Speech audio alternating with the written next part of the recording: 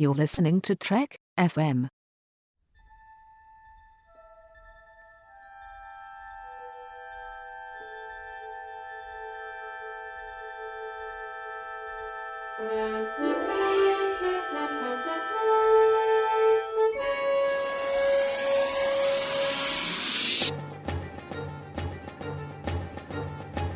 Welcome to From There to Here, Trek FM's 50th Anniversary Rewatch project, where the hosts of the network get together and talk for you about all of the Star Trek episodes and movies of the entire 729-chapter franchise. And my name is Brandon-Shea, host of Melodic Treks, and joining me today is Mike Schindler, host of Stage 9. How are you doing, my friend? I'm doing okay, but can I ask you just a question? And I'm going to assume that the answer to this is yes, because you're Canadian. Yeah. That's a speaker behind you, right? This here is a speaker, yes. Is that an Athena ASB1? It's not. Is it an Athena? No, it's a Polk Audio. Never mind then. You disappoint me. All right. You're not a true Canadian. All right. So what were we talking about? Star Trek? Yeah, a couple of episodes of Deep Space Nine and Voyager. We actually have a cool, interesting episode with Odo and Quark, and we actually have a remake of a Deep Space Nine episode tonight as well. This is one of the first times we've had an out-and-out remake with Voyager's Warlord, which is basically just a remake of The Passenger. And so what we got here is we've got Kes, who's been invaded by some weird alien who's taking control of her and trying to do a whole bunch of terrorist stuff, and that sounds exactly like The Passenger. Did we talk about The Passenger? I know that I talked about The Passenger. I just wasn't sure who it's with. I don't think I talked about it. Okay, I'm not sure. I can't remember who, but I know that I did for From There to Here as well. So what do you think of the Warlord? It's fine. I don't really care one way or the other about this story, but there are some things in it which I like, and there are some things in it which I find to be incredibly bizarre. One thing which I like is Jennifer Lean's performance. I think that she's really good getting to sort of ham it up as this guy, and I think that she does a really good job. I guess this is the closest we'll ever see to a mirror Kes, and I think that she does a really good job with that. I think she's really good. This is going to sound weird. I think she's really good at walking. Anytime that she walks, I'm like, oh man, she is such a badass. And here I think it really works for this alternate character that she's playing. So that's cool for sure. But what I really want to talk about is the teaser. Yeah. I was sitting teaser there, ever. I was sitting there watching it, and it's like, they're all on the holodeck with this program, this new, Neelix. What are the Neelix people called? Talaxians, the Talaxian vacation spot. Okay, the Talaxians in their vacation spot, and he's like, "This is as good as it gets on Talaxia, or whatever the name of that planet is." Telex. And okay, fine, if you say so.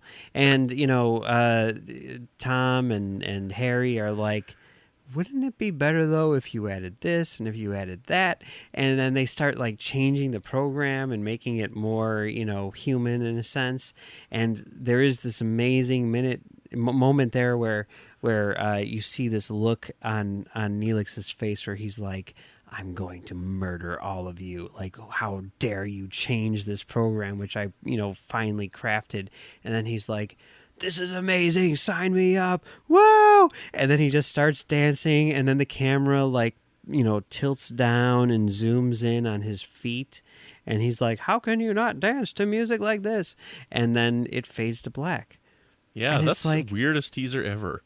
That is the weirdest teaser ever. It's like a little mini episode. Like if they did like how Marvel does like shorts that they sometimes stick on their DVDs, like that would be like the Voyager short, that would go on the season 3 DVD or whatever it is. I just find that to be so weird. Yes, I agree with you. Like I had written that down too. I wrote odd teaser ends with Tom and Harry going to the bridge. It's like it has almost nothing to do with the rest of the episode, and it just ends. And, yeah, okay. and what they did was, I believe that's the first time we see the program, right? Yeah, it is. Yeah, and we're going to see it a couple more times. And when I want to come back to that program on later episodes, because I don't want to spoil anything, but I think that it's very strange. Okay, I've got a theory. You got a theory. I have a feeling that this teaser, which had literally nothing to do with the episode that we saw, was setting up one of the larger story arcs, which we will see played out across a few episodes of Voyager. Interesting. I look forward to your theory. Yeah, let's come back to that in a couple days.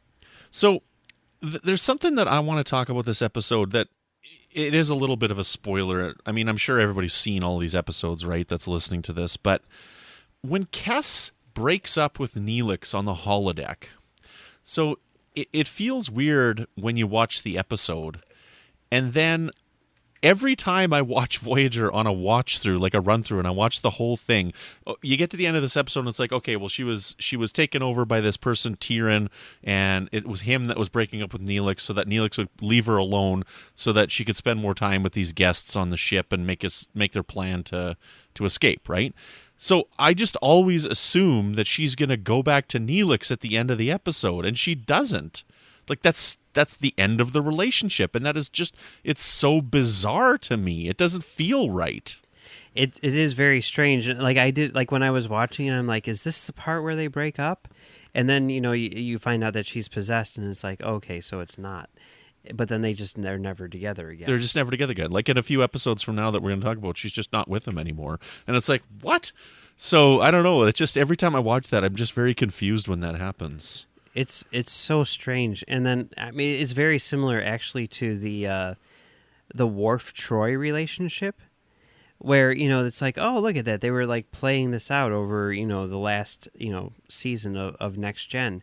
But it's like, if you start like breaking that down, like beat for beat, it's like they were a couple in an alternate reality, and then they were a couple in a fantasy sequence. And then like when they de-evolved into like lower, organisms or whatever, then they started, taking on, mating characteristics or whatever. And you never actually see them as like romantically involved for real, when not in some sort of weird alternate state, until the very last episode of the show. And it's like, hey, you guys didn't earn, well, maybe they were just like, isn't it weird how like alternate versions of us keep on like hooking up? Maybe we should actually do that for real. Yeah, it's like the opposite. Yeah. So I don't know. Oh well. It's Star Trek. We're okay. We still love it. Yeah. The last thing that I want to say on the episode is, I think, I made my joke at the beginning that this is a remake of The Passenger. This is way better than The Passenger. Yeah, I wouldn't say that's true. Not that I'm a huge fan of The Passenger, but, I remembered The Passenger like 5 minutes after watching it, so. You don't remember this 5 minutes after you watch it? Not really, no. Except for that teaser, which stays with me for days. Because it's amazing. Well, should we move on to our next episode? Yes. The Ascent. In this episode, we have Odo finally doing what he always wanted to do and arresting Quark to take him to trial, and he has to take him on this really long trip, and then they crash on a planet because they were bombed by the Orion Syndicate, and then they have to climb up the mountains. Yeah. I love this episode for a couple reasons. One, you get to see Buddy Quark and Buddy Odo together, and two, you get to see the odd couple B plot with Jake and Nog. And I think both of those dynamics are so perfect, and they're so perfectly placed together, and it really offers a lot of insight into all four of those characters. And I could just watch them all day. I mean, if they wanted to do a sitcom with Jake and Nog, hey, I'm there. If they want to do a sitcom with Quark and Odo, I'm there. I think it's perfect. I love it. Yeah, I think this episode's fantastic. Both the A and the B plot are absolutely wonderful and a joy to watch. I've always liked Jake and Nog, and if you go back to listen to my From There to Here's, like all of the episodes that have Jake and Nog, I think are fantastic. I think those two actors play off each other very, very well, and the stories that the writers have come up with them are very, very good as well. And this episode has got so much humor in it in both plot lines as well. Like it's not a like a comedy episode, but there's a lot of humor in it, and it was really well done. And it's a very interesting story to sit here and watch Odo and Quark, who are these frenemies. And, that scene when he's eating his soup and Quark's like complaining about how noisy it is and stuff. Like, I laugh whenever I watch this episode, especially when Odo's like, how could I hear anything with all his lip smacking? Like, I just love that line. And then Rom, when he sits down with Captain Sisko and he whips out that blood, that he took from Nog while he was sleeping. Like, he's like shaking it. I mean, yeah, it was funny. I mean, I'm not sure it was that funny, but it was funny. I love Max Grodachik so much. He's so hilarious. Yeah, he's good. Anyways, I like this episode a lot. I think it's great. Yeah, I can tell. Yeah. No, it's a very good episode. I agree with you. I think it's interesting to kind of see the dynamic between Quark and Odo, too, because, Odo is like, I got him, I'm arresting him. And then, he finds out that this is like the one time where, he's a witness and not a criminal, and that's pretty cool. And to see them, sort of like have to work together to save each other, I think is great. And there are some great moments, like you're saying, like when the whole thing where Odo isn't believing Quark in terms of like the sound that he's hearing and all this stuff. I mean, yeah, it's pretty good. It's pretty good. I like it a lot for sure. So there's one thing in this episode that I don't like. I don't like the Fizbin reference. Oh, really? Yeah, to me, it doesn't fit right. Like, I understand that Deep Space Nine is really the true sequel to the original series, and I know that the reference is from, oh my goodness, I'm a horrible Star Trek fan. Piece of the action. Piece of the action, thank you. But it's like, so how did this game that Kirk whipped up that didn't really have any rules become so popular on this world that it's now been exported to the Federation? Like, there's a whole story there. I think that's interesting. That's kind of an interesting idea.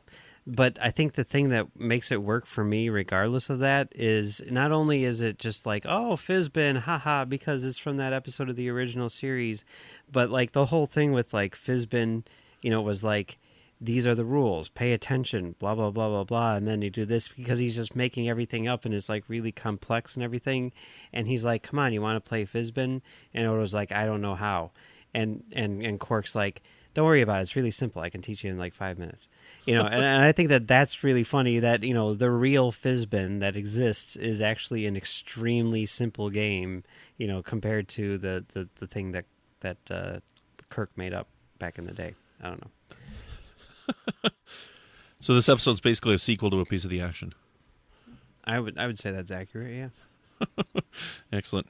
Yeah, it's good. It wouldn't work if Odo wasn't human anymore because of his, if Odo wasn't a changeling anymore. So, it plays off of that, and it makes good advantage of the limitations of his character now that he's no longer a changeling, which is very, very cool.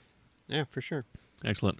And the other part that I think is really funny is when Rom's talking about Nog, and he's like, Nog put me on report for an untidy toolkit. And he's like, I don't know. I love it. I think he's great. Yeah, I agree. Well, is there anything else you want to add on these episodes? No, I think that should do it. Excellent. Where can people find you on the network? You can find me right here on Trek FM doing Stage 9, where we talk about the people who make Star Trek, and you can also find me on Twitter at Mumbles3K. And you can find me here on the network with new episodes of Melodic Treks, which is all about the music of Star Trek, as well as on Twitter at Brandon-Mutala. And every once in a while, I poke my head up in the Babel Conference. So join us again tomorrow as we talk a movie, Star Trek First Contact, and a Voyager episode, The Q and the Gray.